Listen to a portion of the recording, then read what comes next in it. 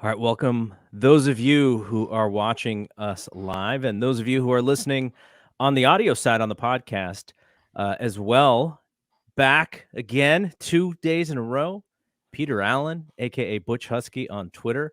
What's going on, my friend? You got me to come on a podcast 2 days in a row. That's like a new record, actually.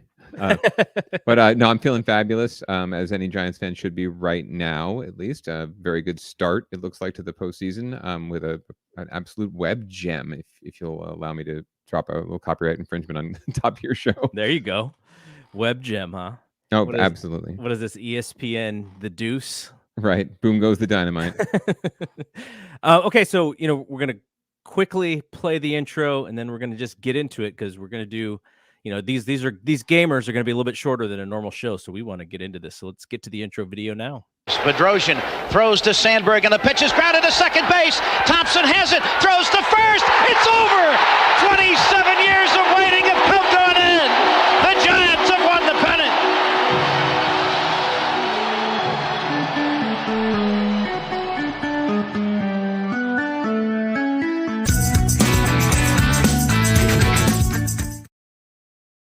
So last show we talked about the idea of how a newspaper writer would write a gamer. They would have the lead, the summary all sort of encapsulated, and then write off of that one idea. And I mentioned this to you because I wanted you to think about this on your end, because I had one even before the game started, and I was like, I feel like I'm jinxing the team because I already have this thought of if they win, what I want to say.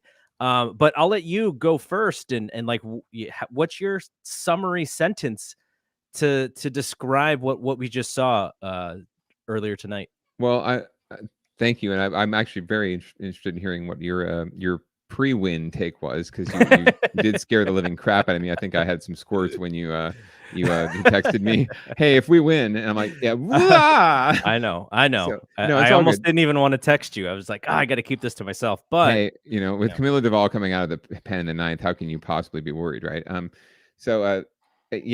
Going into the series, actually, I walk the dog a lot, right, in the evening, usually with the wife, but occasionally alone, and the dog and I have some time to talk. And I explained to my dog the intricacies of baseball on these walks. And I was just thinking to myself the other day, what are some of the key factors in the postseason? What are some of the key things that are going to make the Giants good in the postseason? I think one is Gabe Kapler's managerial style. I think is just absolutely suited for the postseason already. But the other thing is they have that perfect mix. It's the young and old, right? They've got the veterans, including now, not just the core three Giants, but Chris Bryant is a world champion. Yes. Evan Longoria has played on, I don't know if a world champion, but definitely some serious playoff, if not World Series teams for the Rays. So they've got plenty of guys up and down the lineup. I think Vin Listella has been in the World Series at some point with the Cards, maybe. So they've got guys up and down the lineup who've been there, and I think that does count for something. And you saw it tonight, but you also with the three guys that hit jacks, all world champions, right? Sure. So all the runs were knocked in by them. But then you also saw the young, and like I sort of talked about with Duvall, like the guy who just doesn't know any better, right? The moment is not too big for him because he's really doesn't have a lot of context for the moment. And that's Logan Webb. But I think even beyond just that vibe, he came out and he played like a grizzled veteran, like he'd been there before. And he has that baby Kane look, so it's like almost like he was Matt Kane reincarnated, right? He reminds me of for Friday Night Lights fans, he reminds me of Landry Clark. Oh, very nice. If you watch Friday Night Lights. That's a good reference. But if you think about this, to kind of add on to your point, you had a 24-year-old open the game and go into the 8th inning. You had a 24-year-old close the game, and yet this is the oldest team in baseball. Right. And your anchors on the to start and finish the game were 24-year-old guys. Pretty amazing. And the guy in between is another grizzled veteran, Tyler Rogers. So yeah, that was I was thinking it during the game. I was thinking before the game, and then after the game, once you take a step back. And then also just not even on the offensive side of things with the veterans getting it done, but that double play, that's going to get replayed for quite a while. That was not, I'm not saying it was panic to Crawford to belt level. I'm not going there yet, because that was the situation and everything else, and that was just so beautiful. But that was a really, really pretty double play, and didn't have to get replayed either. So to get upheld. For the audio only folks, people who are watching live are sending comments in, and my friend Mark Nobita said Logan Webb is a bad man. He's a very bad man. Yes. He's there's a stat that I saw tonight. I'm going to give credit to my friend, my buddy Jeremy Firestone sent me this stat, which says there have been 3 playoff outings ever from a San Francisco Giants pitcher with at least 7 2/3 innings, 0 runs, and 10 strikeouts. Peter, you were at this game, Game 1, 2010 NLDS versus the Atlanta Braves, Tin Lincecum. Yep. And the fabulous. other game, Madison Bumgarner, 2014 wild card game against Pittsburgh. So add Logan Webb's Game 1, 2021 NLDS versus the Los Angeles Dodgers to that list for San Francisco Giants pitchers. Like, that's a great, just what a fantastic company to be in, right? Oh, absolutely. And another thing I had thought while walking the dog, and you can ask the dog to verify this. Another thing I thought about Logan Webb was not at all the stuff or the look or any of that. Like, he's a righty, Mad Bum is a lefty. There's just so many things that are not similar in terms of their style. But that attitude that Mad Bum had in 2010 when he was first coming up, right, and on the rise, went out there. Jonathan Sanchez had kind of farted in Game 3, and Madison Bumgarner went out there in Game 4 of the World Series in 2010. Like a vet. Yeah, mowed down that Texas lineup, set us up to win in 5, and just like a grizzled vet. And that exactly that vibe is what I got from Logan Webb tonight, even if like the styles are totally different, right, and the situations are totally different. Okay, here's the thing that I was thinking about earlier today as I was listening to podcasts and doing my walk to Starbucks, my 3-mile walk to Starbucks. Oh, damn. So I was listening to a podcast. I think it was Starksville, which is a Jason Stark and Doug Glanville on the Athletic Podcast Network. And they interviewed Gabe Kapler. And I was like, oh, wow, I didn't even know this. This podcast came out like 3 days ago. I had no idea. I was like, I want to hear what Gabe has to say about this series.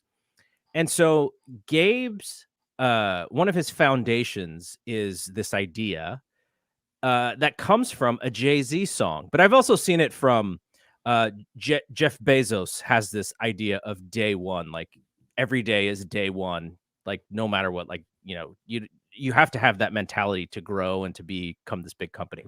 Jay-Z's version of this story was in a song in his he originally retired with an album called the Black Album, didn't stay retired for very long, but there's a song on there which is actually the last track, and it's called My First Song. And the idea behind this song comes from an interview that the Notorious B.I.G. did, who was kind of like Jay-Z's like model person who he wanted to be like in the rap game.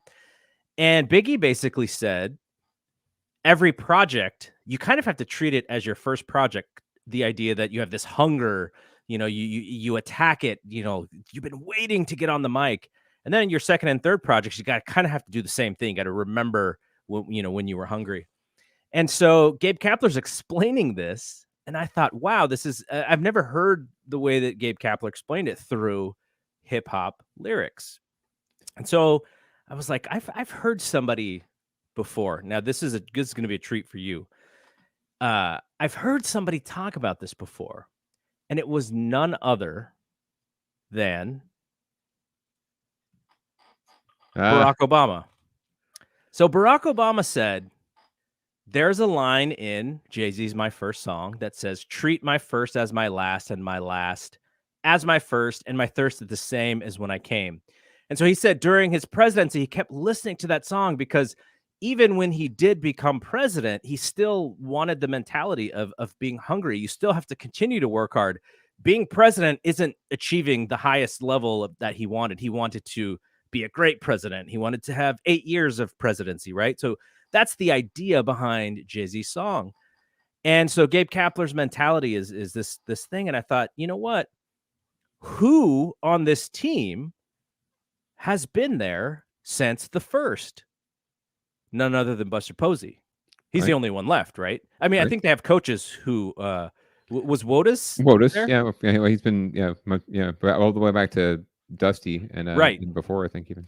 So Buster being there in 2010 as a rookie We all remember he came up, like, I think it was Memorial Day 2010, and has been there ever since. He had what you would consider my first song the year. He had his best year in many years. And I thought, wow, like that's such a great analogy. That's such a great idea what Kapler said, because Buster Posey had to sort of figure out last year, I'm gonna go. I can't do this. I got these twins. This weird pandemic season. I'm gonna take the year off. And I think most Giants fans were like, you know what? You've been here. You've paid your dues. You take care of your family. We're good. But I'm sure there was a small percentage of Giants fans who were like, man, we could, if we had him, maybe we come out of that pandemic season as the champions. Not Dodgers were really good last year, so not quite sure about that. But he saves that year. He comes back. He plays his ass off this year. Fantastic year for Buster Posey. And who's the guy who leads off this game with the big muscle shot in the right field that almost goes into the water? It's Buster Posey. And I just thought, wow, Gabe Kapler said all of these things, and I'm kind of piecing them together the way that I want the narrative to work. But I just thought that if that is Gabe's idea, if that is his vision for how things work, that's exactly how this game, the game started with Buster hitting home run. So that was kind of like my idea for the summary. Like, this is the mentality, and you got your one guy who's still been here, who's hungry for that fourth title. And it's just poetic that he's the guy who leads off the game, leads off the scoring in the game with the 2-run jack. But this game could not have gone any better than it did. The other thing I wanted to mention, which is, I was telling Brad this a couple of weeks ago on our podcast. I was like, my wife has never been with me during a playoff run, and like, I was telling her, I was like, okay, what happens during the playoffs is every year we throw on our jersey, every game we throw on our jersey. So I had the jersey waiting for her when she got home from work today. And she has a nice Lincecum jersey. And it was just the idea that, wow, like, we've been married now, for over, gosh, it's a year and a couple months. We've been together for over 2 years. Congratulations. And she's never been with me during Giants baseball playoffs. So I thought that was kind of cool too, because it's her first playoffs. And she didn't watch the whole game. She sat with me for half of it and was like, all right, I got to watch like Married at First Sight or whatever it was that she was watching. But this is kind of a new thing for me too, because being married, and now she's indoctrinated into this whole craziness of me having to sit in the same place on the couch and wearing the gamer and wearing the same hat, and now we're on a winning streak, so I got to do all these things. But it's it's just kind of funny to me that she now will live through that for the first time. So yeah, that's always a different experience. My wife went through it. We started dating actually in 2012, I guess, but it was after the series Right. had really wrapped up, and then 2014 she got to see the whole 9 yards with me, but still a little bit from afar. We were still dating. We were living together for the most part, but it was a little bit. There was a bit of a distance there, and also I was going to a lot of the games, and a few nights having to go out and work while the games were going on, which was just traumatizing. So there was a little bit of distance there. 2016 was really when she got to see full bore Peter. That was a bad one, though. For Butch, yeah, exactly, and it turned bad, and she got to see me react in a very not so ideal situation, not behavior I'm very proud of, but at the same time, certainly tempered, comparative to 2004 or 2003 or 2002 or we'll just go all the way back 98. So it was a different experience, but yeah, I definitely sympathize, and I pray for her. I know that it can be a challenge, but also the thing is with me, I've been kind of lucky. She has her own obsession, so I've seen her during Raiders playoff. And that first experience seeing the Raiders in the playoffs was a different one for me. And they're pretty decent again this year. They may be back. They're not bad, but I'm not allowed to say that because that would jinx them. So I'm supposed to say they suck, and maybe they'll win. So we'll see what happens. So my buddy Albert, who goes by the name of Selmatic on YouTube, says, "Bless her heart." Yes, bless her heart. Absolutely. To me, she's just good luck. Now she's, now she's here. She put the Linscomb jersey on. They won. That's good luck to me. I can say that without a doubt, my wife has completely absorbed and understands all of the superstition. She went to happy hour with her friends from work tonight before the game. She said, "I'll try and get back before the game starts, but if not, I'll just I'll hang out and watch the game there." I'm like, "Oh, sure, you're going to hang out for 4 hours with your friends and watch the." No, she did. She didn't come home. She didn't even barely texted me unless I texted her. And she did. I think she's on her way home now. But seems like she had a good time. But I think she senses something. I told her there's no jinxes, there's no superstition. It's not really. It doesn't matter. Every time, we can turn the game. We don't even have to watch the game. It's going to happen, and whatever's going to happen happens, and it has nothing to do with us. But of course, it has everything to do with us. Come on, why am I wearing an orange shirt today? I had to go do some business, right? But I wore my hat to the business, and no one seemed to care. I didn't get any like, "Why are you wearing a hat on a business meeting?" So anyway, long story short, I'm feeling you, and salute. Cheers. All right, so we have our drinks here. I wanted to show at least the video folks and audio folks. This is what I'm holding is a bottle of special Giants labeled Jimmy Beam. Now, I'm not necessarily a Jim Beam drinker. Like, if I'm gonna have something on the side, with an ice cube or neat, I'm not gonna necessarily pour Jim Beam. But as a mixing whiskey, if you have a little Diet Coke or you have a little, whatever Zevia kind of soda that you have, it's perfect for the moment. And again, we just won, so it stays in the family, and it'll be my my mixing bourbon for these drinks and for these shows and for when Brad comes back. So got the Jimmy Beam, and I have a Jimmy Beam. I got about a shot and a half mixed with the Zevia Cola, but it's a ginger root beer Zevia Cola. So interesting, very interesting taste to this one. I like it. I'm digging this. It's fruity. It's fruit, but I love it. I love it. So what do you got? I'm going totally raw because you were inspired me yesterday. I have just a little bit of neat bullet bourbon in a very in an old mason jar glass. There you go. Going very Gibbs from NCIS for any NCIS fans out there. Love it. So cheers to you, sir. I'm definitely inspired. Cheers to the Giants. Get a little bit tipsy tonight. I think could be okay. Yeah, and then come back with Gossman tomorrow. I know, and then we got to come back and drink again tomorrow. All right, so let's recap the game quickly. There wasn't much to it because the scoring all came in 3 innings for the Giants, and Dodgers didn't score, so they didn't have anything. It was Walker Buehler against Logan Webb.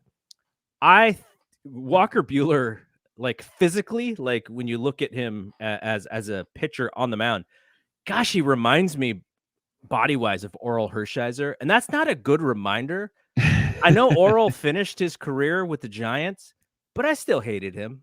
I could not stand him on the Dodgers. And so when I see Walker Buehler, it's like Oral Hershiser had a son, and he has a different name, and it's Walker Buehler. So I already like have a little bit of disdain for Walker Buehler, even more so than just being on the Dodgers when I see him.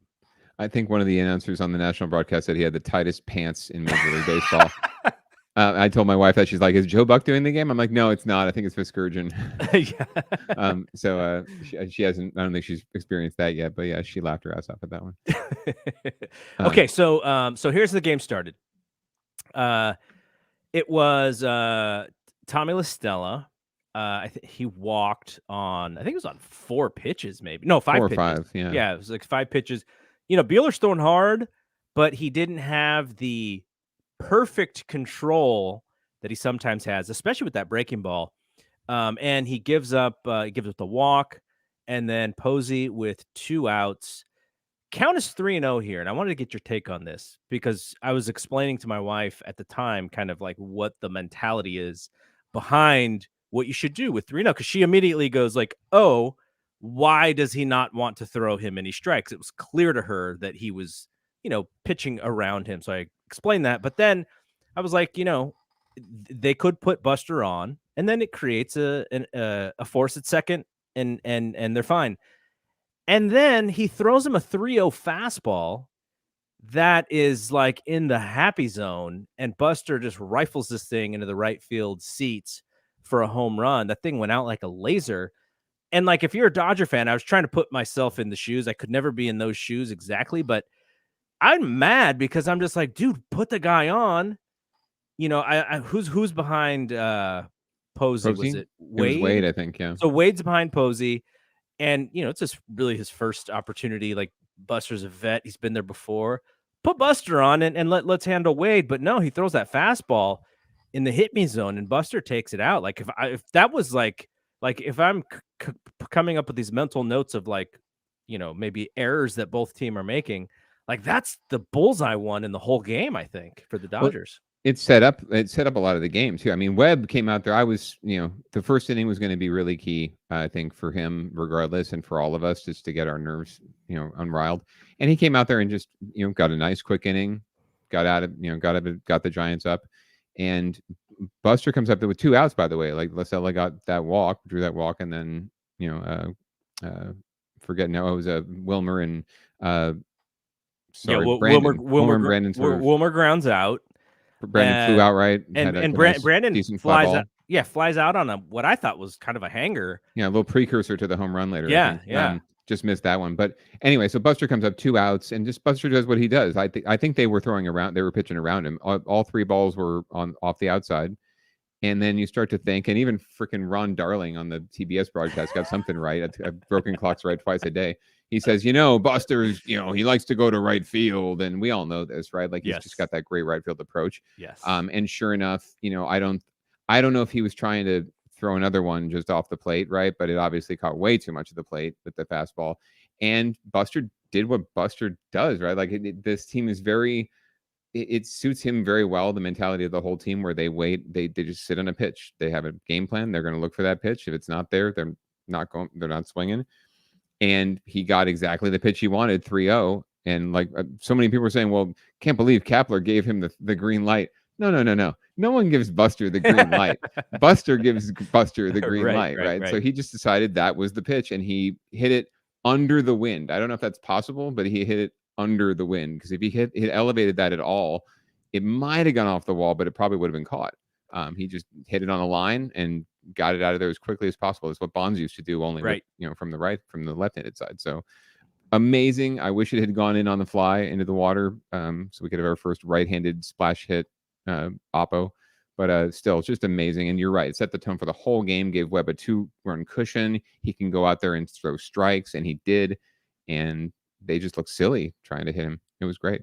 Okay, so like we said, Webb's masterful 7 2/3, double-digit strikeouts. There was a point in the game where I wondered if he was going to get a Maddox, and I'll explain. I'm sure a lot of people know what the Maddox is, but it's this term created in honor of Greg Maddux, who would throw shutouts and have less than 100 pitches in doing so. And just for example, I think Lincecum, when he had one of his no hitters against the Padres, he had like 143 pitches or something like that, right? So this is being very efficient, Greg Maddux. And Logan Webb, because of that 8th inning, even if he would have gotten out of that 8th inning, I don't think he would have been under 100. He would have probably been a little bit over.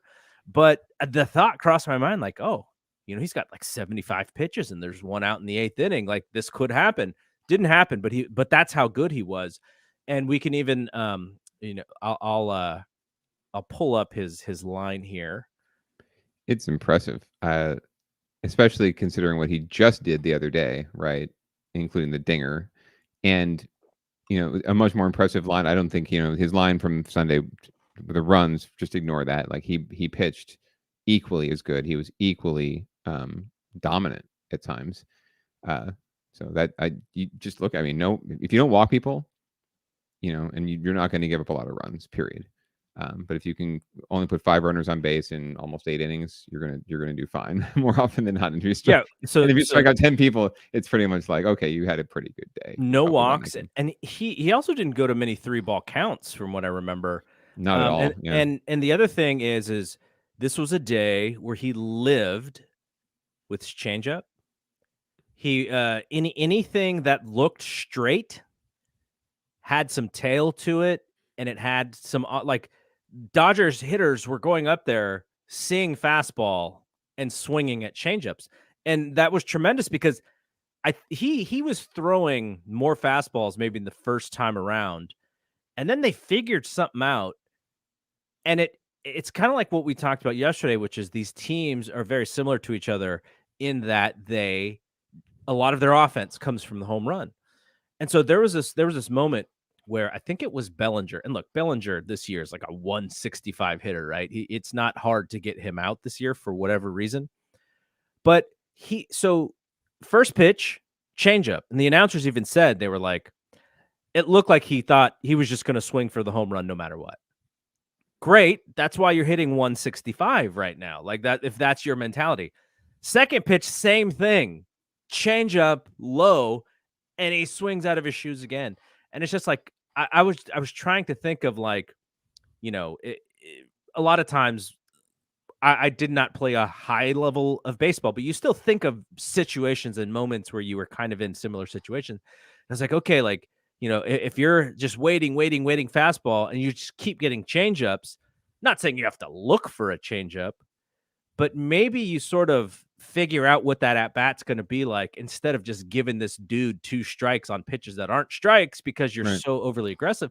And he used it to his benefit. Him and Buster and Kapler and the analytics department and the pitching staff, they saw something in the Dodgers swing, because after like the third inning, I don't think he was throwing that many fastballs. If he was throwing a fastball, it was out of the strike zone.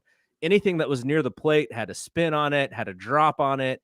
And it was just masterful the way that Dodgers were swinging at pitches that they were not going to hit. And if they were going to hit, they weren't going to hit it very hard, as shown by the 4 comebackers. Yeah, and even the one that turned into an error, right? That probably could have been, you know. At that moment, did you go, oh no, well. here it goes? Oh, well. Yeah, right. Like the Crawford error, quote unquote, like he didn't need to throw that ball, right? That's just the one, you know, no need to do that. And you can't fault Webb because he was doing his best. You know who we could fault is our favorite person to fault on defense, Wilmer Flores, which is Wilmer, because for some reason he decided to throw a changeup to second base. Yeah, well, you know, I give him credit for making sure he got it there. I think that was sort of what Wilmer's doing out there. He's like, shit, I'm playing for belt, and everyone's going to hate me if I fuck up. So I'm just gonna, you know, make sure that I don't do anything really egregious, right? So far so good, you know. But yeah, he was missing barrels all night. Yeah, I think they saw something. Especially in the wild card game, everyone talked about Wainwright's curve, and the Dodgers have trouble with the curve, and it was frankly true. Like Wainwright was in and out of trouble all night the other night, but they were showing the Dodgers were being way over aggressive, right? They had plenty of opportunities to score runs in that game, and they were swinging at balls that were miles outside the strike zone. And for whatever reason, right? They usually pretty disciplined, from what I understand. I don't know the numbers off the top of my head, but it looked like they were getting a little over aggressive, and I think Webb went out there, and Kapler and the team and Bailey told them, you know, planned ahead, and Buster, go out there and let's softball these guys to death. And it looked like it worked, right? I think Will Smith was the only guy that had decent at bats off him all night. So by volley to him, and they also noticed early on that they were getting that call on the right-handers on the outside corner, on the right, you know, that side of the plate. And if I'm Bueller, keep going there. That's where I attack, and he didn't do it. He only did it to a couple hitters. Yeah, and he was getting the calls too. Yeah, because he was getting that when it was there, but he wasn't going over there. He was going inside. Didn't attack more. it like the Giants attacked it. Yeah, he was going more. Bueller was working the inside corner to righties a little more up and in, which is, you know, a lot of the Giants' weaknesses, like Lamont Wade, Yastrzemski. It's the high, hard one, you know, on the inside. So he was going to the right place for a few of those guys. But yeah, I was wondering why he wasn't trying to pinch the corners just like Webb was to get strikes, because the ump was calling it. If he's calling it, you know, consistently. Someone posted the fan graphs or the dots, right, of these are the called strikes, and these 4 that are all on a line, by the way, were called strikes. And I'm like, well, you know, maybe they're not, but they're 2 inches off the plate, and he called that space consistently. So after Bueller's first inning, he's pretty much matching Webb. He's not getting the strikeouts, but I think after that first inning, he went another 5 innings, gave up 5 hits, Still only those 2 runs.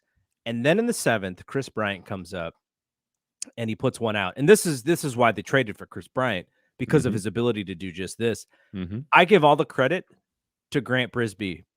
Grant Brisbee wrote yesterday that Chris Bryant, in his lead up to the 2016 playoffs, struggled all September and said, look, this is what Chris Bryant did in 2016. And then he goes and rakes in every single series of the playoffs. Right. And he's like, Giants fans, this could happen again. This is why you got him. I'm not saying we it's saw going it to happen. We saw it happen to us. Right. Exactly. And he's like, but this is what he did in 2016. So 5 years later, he has a great game. What was he, 3 for 3? Oh yeah, or 3 for 4 maybe, but 3 for 4. He had 3 hits. The first 3 he had single, and home run, puts the team up 3-0, and then we get to the top of the 8th, and that's when Logan Webb comes out after 7 2/3, gives up a base hit. They bring in Tyler Rogers to get a weak ground ball to end the inning, and the Giants are up 3-0. And I'm thinking at this point, I'm like, okay, is this Duvall or do we keep Rogers in the game? Like, what's going to happen? And even before the at-bat that I'm going to describe happens, it looked like Duvall was coming in. So he was warming up. So Kapler's like, look, we're bringing in the kid. So boy. And I was a little, not that I was worried, but I was like, okay, this is a call. This is a manager's decision here. If Bochy made this call, I would go, you know what? Bochy's gut, I'm with it. Kapler, we're learning, Kapler this postseason, right? But I was like, he's going to do what he's going to do. And Duvall's warming up. And then Brandon Crawford hits a wall scraper out of the park, 4-0 in the bottom of the 8th, which now gives Duvall, in his very first appearance as a closer, a little bit of a cushion, right? A little bit less pressure for him with a 4-run lead versus a 2 or a 3-run lead. Yeah, it's a Trey Turner grand slam away, as opposed to a Justin Turner, off the end of the bat, down the line, off the foul pole dinger, right? To tie the game, at least, or a Mike Tauchman, catch away, right? So yeah, no, that was. I actually didn't make. I was making a lot of noise earlier, probably scared the dog during the early parts of the game. When that went out, I just sort of sat there and like, yep. That just capped the night right there for me. Duvall now has his little cushion. I think they bring him out anyway. Let him get the experience. It's not a safe situation, but it is against this team, right? That hit 4 home runs in one game the other night, or in one inning the other night again. Yep. So that was a crucial moment for the MVP, Brandon Crawford, to step up. He had a couple weak at bats against Buehler after that first one, and that was just really great, I think, for him. I didn't realize that was only his second home run in the postseason ever, other than the grand slam against the Pirates. Oh yeah, and that's one of the most memorable home runs in playoff history for the Giants. Right, another one, capping it off. So yeah, they did exactly what they were built to do. Right, they, like we said that yesterday. You said yesterday they hit jacks, and they hunt fastballs, and they pitch well, and they played just good enough defense to play clean, and then of course sometimes the spectacular play. Yeah. So going back to that double play, let's do that. In high school, we would kind of goof off with those kind of plays, like you kind of practice them just because it's kind of cool. Sure. And in practice, it's really hard. And these guys are big leaguers. I'm sure LaStella can probably flip the ball anywhere and everywhere with this glove. That he's even though I wouldn't consider him a great defensive player, still he's a major league ball player. He's at a level of very few. And I would assume, that they probably don't practice that like every day, but that's kind of a thing that when you're goofing off with your shortstop, you're just kind of flipping the ball. That was like such an amazing flip. But the thing that I hope people saw is Crawford.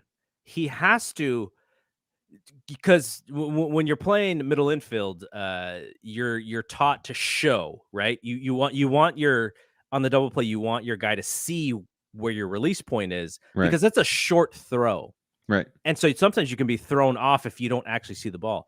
So Crawford had to not see the baseball, and so the ball's being flipped from the glove. So he doesn't see the ball.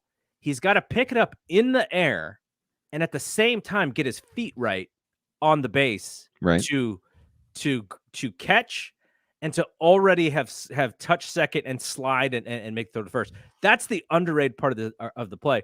LaStella's play was tremendous, but the hardest part of that play was Crawford catching it in rhythm and making that throw. Like that was amazing. And so amazing plays on both sides. But I just wanted to explain that for folks who, may have thought, Brandon Crawford's so good. Of course, he makes that play in his sleep, and he does. But he's so good at stuff like that it is just a joy to see. It's a treat for me, especially. Yeah. Do you remember when he first came up and they had some of the reels of him in the minors just goofing around, right? Like they'd hit him grounders and he would do the back flips and behind the back throws and all this shit, or the spin no look throw. He's just that good. Like he knows how to do these things. And it's hard, like you said, it's hard enough in practice. I can't imagine how hard it is when your heart is racing in the middle of a playoff game at this high of a level. And he just makes it look effortless. He just flows right through that. Everything you just described, he just looks like water, just flowing. Yeah. Even in real time, you don't even have to slow it down. Just the real time footage of that. I think we all just sort of like, I was standing the whole game in my living room. I couldn't sit down, right? I was standing, tweeting, trying to sync up my Alexa KNBR feed. Alexa, pause. Alexa, start. I threw the phone in the air. Luckily, it landed on the couch. I was like, you gotta be kidding me, right? Yeah. But that's just how it felt, and that's how good he is. He makes the impossible possible. Friend of this podcast, Darren Chan, who is the KNBR audio engineer, he did send out the tweet of like, hey, if you want to sync the audio, I'm holding that one back. I'm holding it back to where if I get so frustrated with the TBS announcers, then I'll pull it. This wasn't a frustrating game for me. They won. Yeah, it was kind of, but there's going to be a game where the game's tight. They're going to say something dumb, and I'm going to be like, I need to hear John Miller, or I need to hear Fleming or whatever. So I'm going to save that one. But yeah, I think if you go to the website or you go to the KNBR app, you can play the audio. And if you have a DVR on your TV, you can pause the TV and sync them up together so that you can hear the home and the Giants announcers with the TV broadcast. Yeah, it's tricky because the radio stream is always going to be ahead of the video stream when you first start, right? And unfortunately, I tried it with the KNBR app. I'm not saying KNBR needs to fix this, but if you're listening, KNBR, Matt Leland, my good friend, please fix this. Whenever you pause it, it would actually, someone noted this on Twitter, it would restart the stream and you have to listen to the ad and then come back to the stream. That's what our friend, that was not happening. Mary Walton tweeted. That's what Mary, and so I went to the website on the browser and tried to sync that up, and it was just not happening because I couldn't get it to pause. And then when you restarted it, it would give you an ad again. So finally, I just said, oh, you can use Alexa. So I'm like, okay, Alexa, play KNBR, and we got it going. Oh, sweet. And then I actually managed to tweak both. One got ahead of the other and then had to mess around. So I probably was like 10 minutes behind everyone else on the game at some point. But I did actually get it synced up. And you want to know exactly when I got it synced up was Chris Bryant's home run. Oh, nice. That almost that pitch. Perfect. Or the pitch right before, right on the noise. So it was the crack of the bat and then John Miller's call instead of, Ron Darling or whoever was Beskergen's call. It was great. So that felt good. But yeah, I normally earlier in the game, I was just too nervous, and I'm like, I'm not going to try and sync this crap up. I feel fine. I'll listen to these idiots. And then Darling made a comment, or one of them made a comment like that the double play happened, and one of them said something like, the Giants defense has just been stellar all night, except for those two errors. It was brilliant. Okay, I'm off. I need my team. Yeah. It was almost like they were trolling us. Yeah. Okay, so we get to the ninth inning. Duvall comes in. He gets fly ball to medium center field, strikeout, pop up. He didn't. He doesn't have a facial expression, so it's not like I can tell if he's nervous or not. Yeah, he just goes. He's a big dude. He throws hard. He hit at least 100 on the gun. Yep. And it was just like, oh, he's just been here this whole time. I'm absolutely certain my heart rate was going faster than his was, even though it was a 4-run lead, but still even with 2 outs, I'm thinking, okay, Yeah. Everyone, Garrett, don't text me that we're going on the air in like 5 minutes. You don't know. But yeah, no, he looked ice cold as always. I did like the irony of the redheads facing each other, him and Justin Turner. That was pretty fun. But yeah, just and went through a tough part of the lineup that had been, and like I said, Smith had been hitting the ball well all night. So yeah, got the first out, and that's the most important thing in the ninth. And closed the door. Didn't give them any life at all, and that's the best. That's what you love. If you're a fan of the team that had Rod Beck, that had Rob Nen, that's had Brian Wilson, just the guys that seem to like to load the bases, or Santiago Garcia, Jairo Garcia. They want to load the bases just before they get the 3 outs because they just love the drama. Yeah. I do not need that in my life anymore, so I'm really glad to see a guy who just like came out throwing 100 miles an hour on the paint. I'm like, okay, Jake McGee did that enough this season, though. Exactly. He had a solid season. I just get worried after the first couple months. You look at the numbers, like the numbers don't lie. He was incredibly solid after the first couple months. I just get worried because he literally throws just one pitch, like just got a fastball, like right. Here we go. Yeah, but you can tell you could definitely tell that they had not seen either Webb or Duvall enough, the Dodgers, because they were confused a lot by this stuff, and we're not seeing it well. So again, I think great kudos to Kapler. I think he saw that, and he saw that Webb had an opportunity there to go out and be the perfect pitcher in the perfect time. So far so good. I mean, they could all go to hell from here, but at least this game feels really good. Yeah, and I think if we get to a game 5, Logan Webb would throw that game 5. It would be at home, and I think it would be on next Thursday, maybe. Yes, if I have that correct. Thursday night, correct. So he'll be back at home, and he'll be able to do the same thing. Who knows? Weather might be the same and everything. So I will feel uber confident, just like I did going in, but even more so after tonight. I don't expect him to go out and throw 7 2/3, 10 strikeouts, no walks, 5 hits, but or no runs. But I expect good things to come. All right, so let's quickly talk about tomorrow. So Kevin Gausman and the Dodgers did announce that did he win 20 games? He won 20. He won his last whatever starts and got to 20. So good on him. So their lefty, is it Urias or Urias? Urias. Urias. I think the accent is on the U. So it's Urias. And the Giants have beat him this year before, but he's been tremendous. He's been really, really solid for the Dodgers. That they have essentially, 3. They unfortunately, well, I guess fortunately, because he's a dick. Trevor Bauer is not available for them. Yes. They lost their other young pitcher, the redheaded right-hander. I forget his name.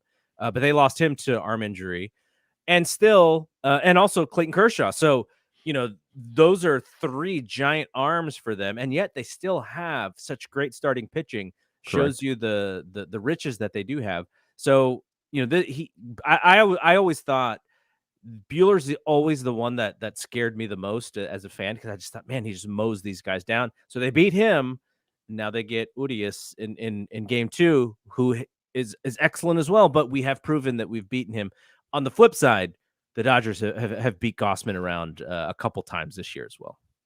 True, but like I said yesterday, Gausman's last couple starts were incredibly encouraging. He looked like he really has a control on that splitter again, and that thing is so dominant. That was really his pitch early in the season when he was mowing fools down. So I'm feeling pretty good about what we'll see from him. But you're right. They're stacked at starting pitcher. They lost Bauer to being an idiot and a misogynist, and they lost. I'm forgetting the gentleman's name. Is it Gonsolin? Not Gonsolin, right? It's another. No, the redhead. I'm forgetting his name. I'll look it up. We'll see if we can find it before we go. Thank you. But so they lost him as well, and now they've lost Kershaw. But they also went out and got some guy named Max Scherzer at the trade deadline. I've never heard of him. Sounds like a total loser. And he'll throw game 1 or the game 3 in LA. So and bring him on. We beat him. We beat him when he was a Tiger. I'm pretty sure we beat him when he was a national. I don't know if that in the playoffs. Maybe didn't he start with the Diamondbacks? I want to say yes. But we've beaten him in the World Series, and we've beaten him, I think, in the playoffs as well too with another team. So I'm bring it on. He's Dustin he's a May. very good pitcher. He's a very good pitcher. Dustin May is the guy that we were forgetting. There you go. Thank you, Dustin May. Exactly. So Mayday. But injuries are a part of baseball. Max Muncy's out, but so is Brandon Belt, the Giants' only really 30 home run hitter, probably the best defender, just almost on the field, other than Brendan Crawford. So everyone's missing pieces. Everyone's tired. Everyone's banged up. So don't want to hear any of that whining from either side. At the end of the day, it sucks that guys. To me, it sucks that guys can't compete. Yeah, they can't go out there and totally compete. But Urias, he's been very solid. I almost would say he should get some votes for Cy Young just because he has been really dominant, and especially down the stretch for a team that's really good. So we shall see. And lefties, it's not so much this team necessarily. Lefties traditionally have given Giants some fits, especially ones that aren't necessarily like flamethrowers. But we shall see, and we're gonna have to deal with this guy for quite a while. I think he's a Dodger. They raised him, so he'll be with them for a little while. So we'll have to figure him out sooner or later. Why not tomorrow? I'm with you. So I'm trying to think of who's actually going to be a left-handed hitter in that lineup tomorrow outside of Brendan Crawford. Darren Ruff's probably going to play. Yep. I don't know if he could. Is Slater on the line? Actually, Yastrzemski will also be in the lineup. But you got Darren Ruff. Lamont Wade will probably not be in the lineup. Wilmer's probably going to play. They're probably going to have the similar lineup as today, and probably take out Wade and put in Ruff, and take out La Stella and put in Solano to get the heavily right-handed hitting team in there. Yeah, help me out. Did Slater make the final postseason roster by any chance? Yes. Yeah. So you could see Austin Slater out there in the outfield instead of a Wade or another left-handed bat, or Yastrzemski even, just to start, right? And then they'll flip it up as soon as whatever happens, and a righty comes in. He'll just change the whole. Kepler will change the whole lineup out. I know. But I think that. We could see someone like Darren Ruff hit leadoff tomorrow. It could be something crazy like that. Well, and I would have absolutely no problem with that. The man has been hotter than the flames of Hades lately, especially against left-handed pitching. So absolutely, come out there, and someone who can mash in the first spot, why not?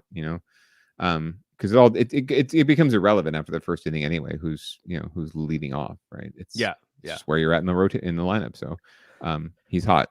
So put the hot hand up top. All right. So I want to say thanks to you for doing these last two shows. Sure, man. Filling in for us for Brad. He's in he's still at Disneyland. He makes the long drive home tomorrow morning, so he should be on his couch by game time with his adult beverage ready to go. And I know he's fired up to get back on this show. But I want to say thank you for being so available. This is a live stream. You probably haven't seen your wife all night, and I want to thank her too for for being okay with you doing this. This is a lot of fun. You and I, when things get a little bit better, I'm sure we'll be able to hang out and see each other at the ballpark again. Naturally. But thanks to Peter. Thanks to everybody who was checking us out live. Thanks to those who are listening on audio or even watching on the replay. We'll be back Saturday after the game. So Saturday start is a half an hour early than tonight. So the game will start at 6:07 on the West Coast. And so our live show should be a little bit earlier, unless the game goes into extra innings or something, and it won't be. But anyways, for Peter, I am Double G. We will see you when we see you. Peace out.